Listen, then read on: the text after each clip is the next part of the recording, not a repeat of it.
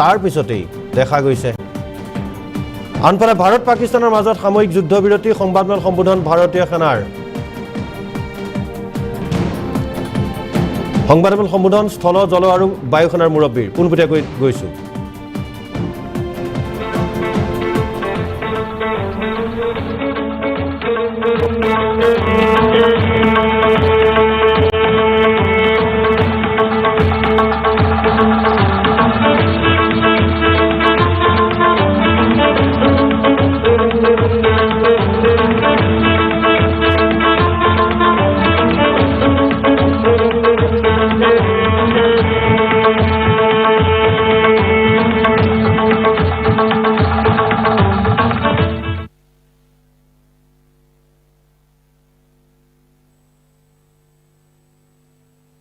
Good evening, ladies and gentlemen. Jai Hind.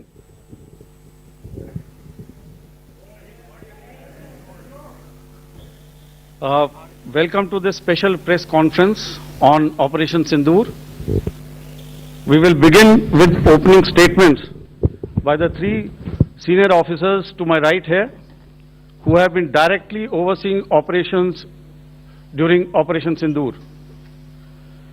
We have Lieutenant General Rajiv Ghai, Director General Military Operations, who will cover the aspects related to land domain.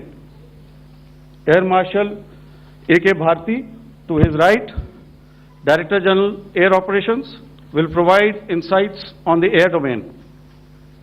And to my right is Vice Admiral A.N. Pramod, Director General Naval Operations, who will cover aspects on maritime domain.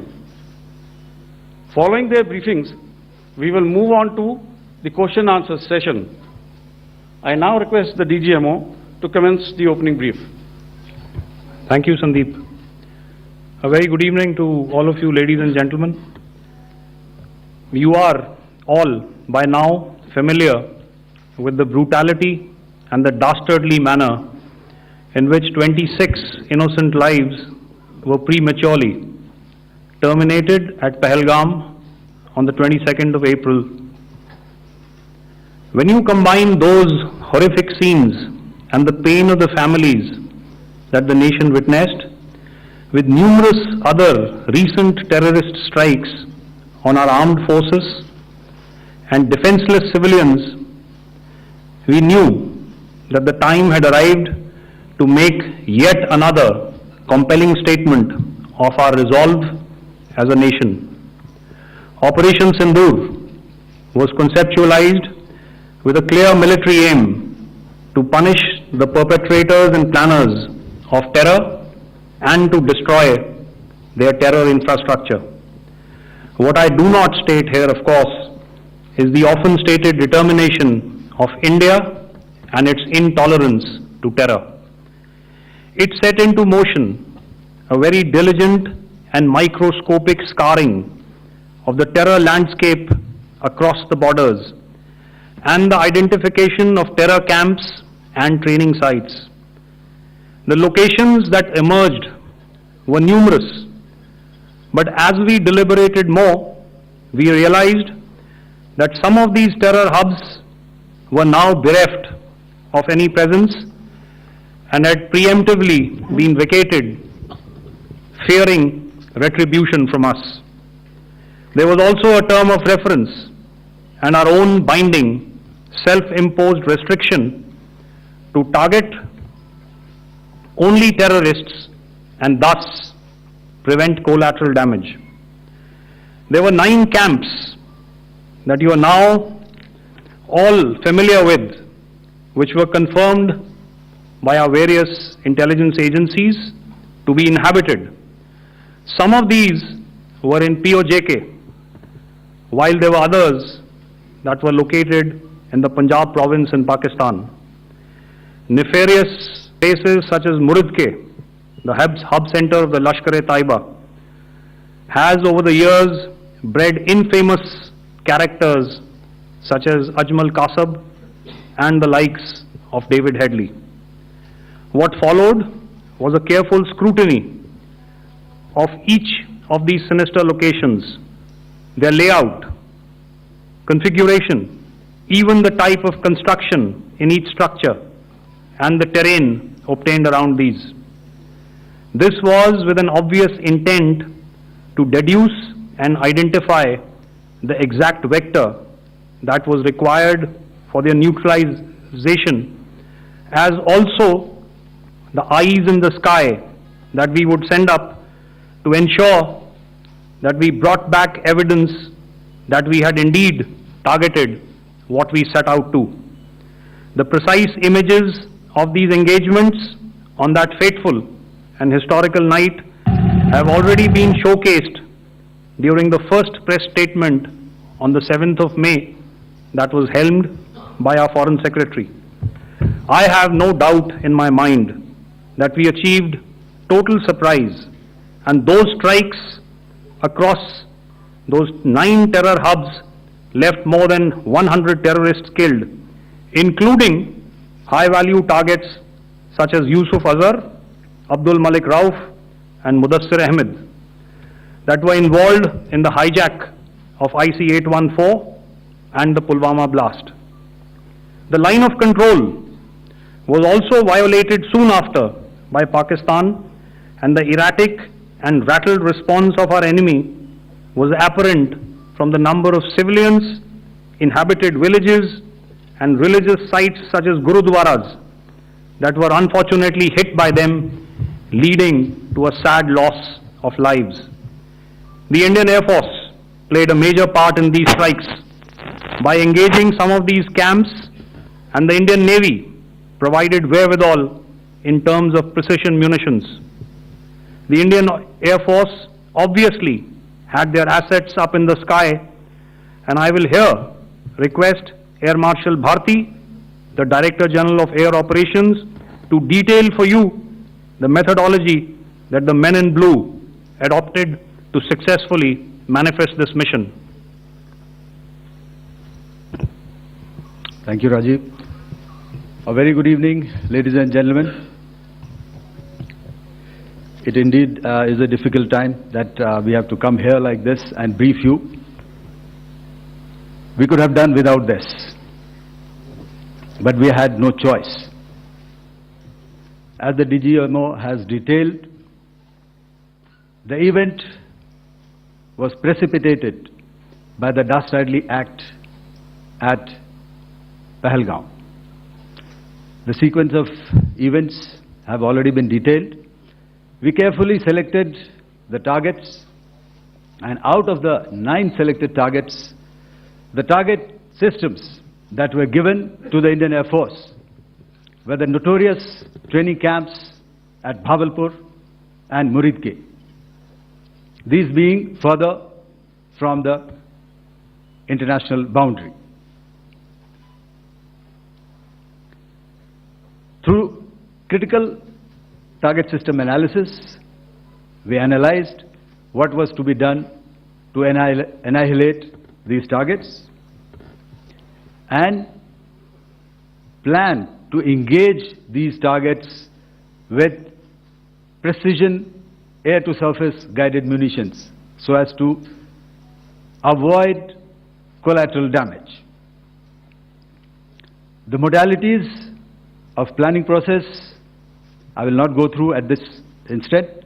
However, what I would like to show you is the results that we achieved through our targeted airstrikes. Could I have the second slide, please?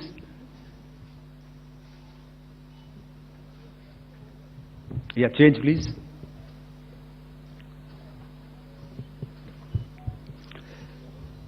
Okay. This is what the terror infra at Muridke looks like. If you see, north is as indicated, and to the right is east, where the international boundary lies. Could we have the next slide, please?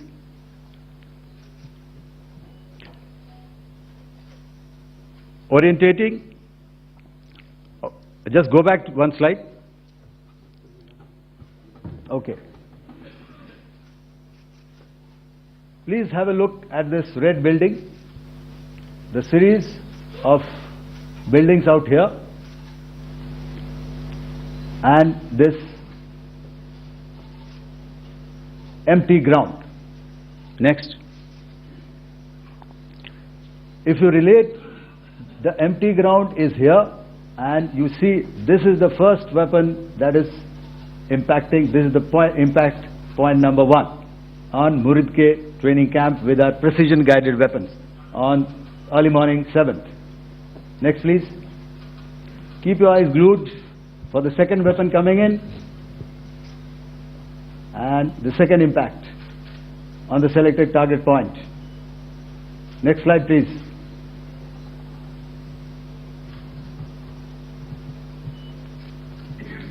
Third weapon, third impact. Continue.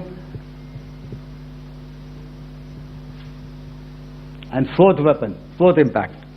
So through these targeted and precision targeting, we addressed the target at Muridke, which was the terrain infrastructure. Can you hear me? All right. Okay, I'll come closer to the mic. Now we go to the next target, which is the Bhavalpur training camp. Next slide, please. Okay, just wait. So the effect, if you see, the impact point, if I can point out, this is the impact point. The ammunition has gone through the roof and it has created a blast inside, the photographs of which you would have, all of you would have seen. And the red building, after that there was this double-story building. It has been completely decimated by our precision targeting. Next please. The target system which was in the north, a series of buildings. I will show you how it looked. Next. Completely destroyed by our precision targeting. Next. Now coming to Bhavalpur, this is the target complex that we are dealing with, a fairly large target complex. So we had to carefully choose the points that we needed to address, which were high value and which would meet our stated objectives of eliminating the terrorists. I would like to draw your attention to this red canopy, and in relation to that I would cover the targets. One target system is a series of buildings here, other one here, and other one out here. Next slide please. This is how it looked before, and this is how the building looked after the impact of the weapon, and orientation in relation to this red canopy you can see here. Next please. Before, next, and after. The roofs have completely collapsed. Next. This is the target system. Next. Precision targeting, and we have achieved our objectives here. Next. All right. So that was what we did on the 7th. Our objective was to address these two terrorist camps, and that we did with precision. And thereafter, we maintained a robust air defense posture, because remember, our objective was to target the terrorists and terrorist infrastructure, not any other infrastructure, not the Pakistani military, not the Pakistani any other infrastructure. So that is what we have maintained on the 7th of May. However, what we saw in the evening of 7th of May, we were saturated with a raid of Pakistani unmanned aerial vehicles and small drones. And these came in waves in our civilian areas, over our military installations, and all of them were successfully intercepted. Few of them did manage to land. However, there was not much damage that they did. And we have our robust counter-US hard kill and soft kill systems which did the job.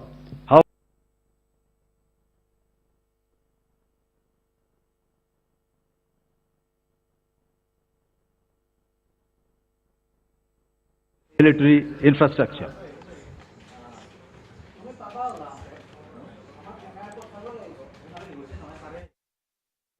We struck their radar installations at Lahore and close to Gujranwala, the LYT installation, to indicate to him that we are ready, yet we do not want to escalate. Our fight was with the terrorists and not with the Pakistani military establishment. Thank you. Thank you, Air Marshal Bharti. So, ladies and gentlemen, he's outlined operations not only on the night of 6th and 7th of May, when Operation Sindoor commenced, but also on the subsequent night. Being well aware and familiar with the congenital and impulsive nature of our adversary, and even though we did attempt to reach out and communicate our compulsions to strike at the heart of terror to my counterpart in the immediate wake of Operation Sindoor, the request was brusquely turned down, with an intimation that a severe response was inevitable and in the offing. We were, of course, prepared. Operations on the 7th and the 8th, Air Marshal Bharti spoken about. On the night of 8th and 9th of May, they flew drones and aircrafts into our airspace all across the borders and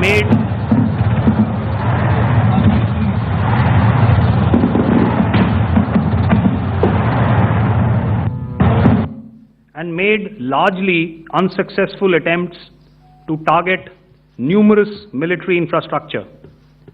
Violations on the line of control by Pakistan also commenced yet again and precipitated into fierce arty engagements.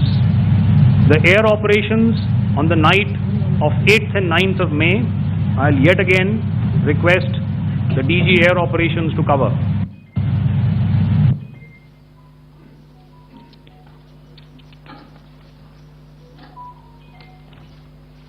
So I just covered what happened on the night of 7th and 8th. What we found that on the night of 8th and 9th, starting as early as 22:30 hours, our cities had a mass raid of drones, unmanned aerial vehicles, UCAVs, starting right from Srinagar, going down right up to Nalia. It was a mass raid in waves, and it was relentless. However, we were prepared, and our air defense preparedness ensured that there is no damage on ground or to any of the intended targets that the enemy might have planned for. The difference between 7th night and 8th night was that on 7th night, he sent in his Jihad class of UAVs. However, these UAVs can go some distance, they are armed. However, on the 8th, less numbers of armed UCAVs were there or UAVs were there, and more numbers of quadcopters, maybe for surveillance or just for harassment of civilians. This continued till midnight. Our air defense preparedness ensured that there was no damage on the ground, either to the military installations or to the civilians. However, the enemy had yet again shown that he wanted to up the ante and he wanted a fight, and we were up to the task. In a measured and calibrated response, we once again targeted his military installations, which included his SAM sites at Malirkant. This also included his surveillance radar sites at Lahore and close to Gujranwala. These were suitably addressed, and thereafter his drone attacks continued even till morning, which we countered, and during the daytime there was some respite. Here I would like to bring out another aspect, what we found was that while the drone attacks were being launched from somewhere close to Lahore, enemy had allowed his civilian aircraft to also continue to fly out of Lahore. Not only his own aircraft, but international passenger aircraft, which is quite insensitive, and we had to exercise extreme caution.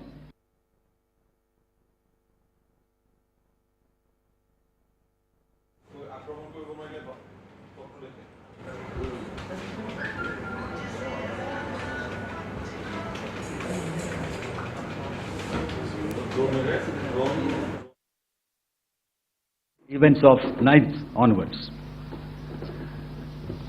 On land, we also undertook certain measures such as deployment of air defense and electronic warfare assets to establish an integrated grid with the Indian Air Force, and I have seen and heard some of you wax eloquent about the benefits of such an architecture when it comes to negating and combating air intrusions.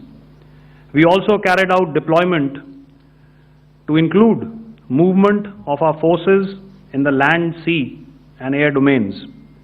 The night of the 9th and the 10th of May saw similar intrusions by drones and aircrafts, and this time there was a concerted effort to target airfields and some very, very important logistic installations, albeit yet again unsuccessful and denied gallantly and efficiently, I must say, by the integrated Indian Air Force and Indian Army Air Defense.